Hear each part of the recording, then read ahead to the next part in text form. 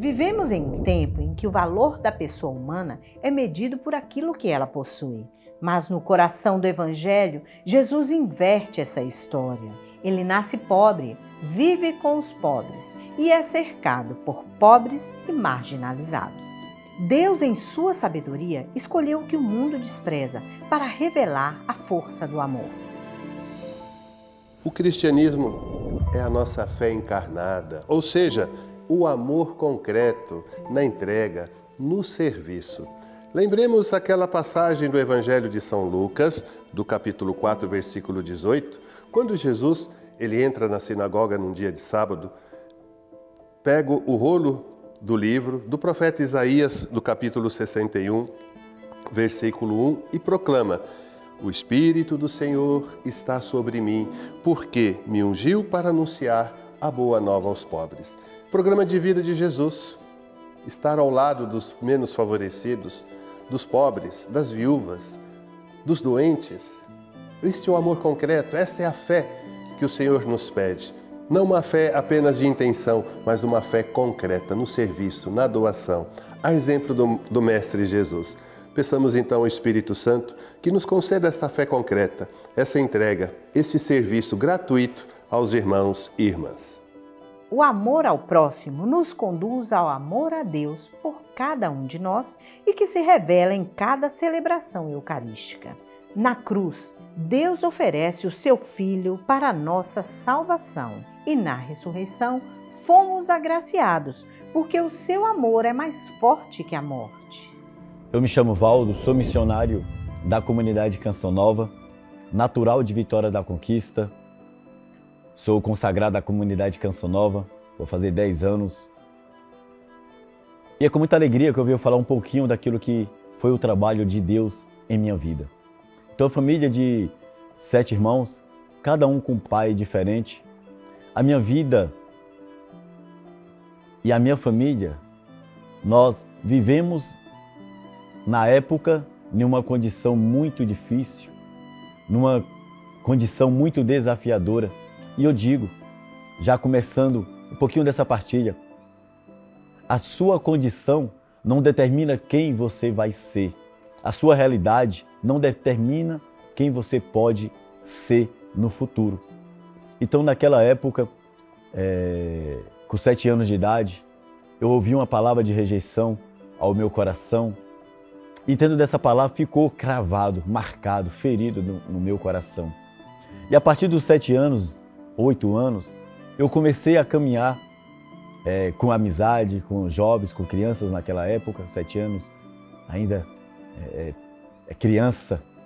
E ali a gente começou a viver uma vida, começou a bater na porta de pessoas em outros bairros que tinham condição mais favorável do que a nossa, pedindo alimento para saciar a nossa necessidade dentro de casa, pedindo mantimento para a nossa casa. Minha mãe era uma mulher guerreira, tinha 7 filhos, nós não tinha pai na época e não tem até hoje. Só que ela saía para trabalhar na casa de família, sofria, muitas vezes humilhada, né? Então dentro dessa realidade eu também saía para ir pedir esmola, posso dizer assim, ia para lixão tentar pegar coisas para trazer para dentro de casa, pegar coisas estragadas, vencidas, e ali era o nosso alimento. A gente vivia uma vida de pobreza, a gente vivia uma vida desafiadora, difícil. Todas as vezes que tinha alagamento, chovia naquela época, a nossa casa era um barraco de lona. E todas as vezes que chovia ali, ficava difícil. A gente deixava aquele barraco, deixava aquele local e ia para um lugar que abrigava a nossa família. Então minha mãe pegava aquelas crianças, colocava em um ônibus e a gente ia para esse local que abrigava. Então a gente vivia uma vida muito desafiadora, na pobreza mesmo, na sociedade social, porque o nosso bairro também na época era muito difícil, era desafiadora. Era desafiador vivenciar, porque não tinha luz, não tinha água, não tinha nada. Então a gente chegou naquele local foi um dos primeiros moradores e também desafiante. E a partir dali eu fui crescendo, fui saindo do lixão, fui para o Ceasa tentar sobreviver ali numa época da vida. Eu deixei minha família, fui morar mesmo no Ceasa e muitas vezes o meu alimento era um quiabo cru.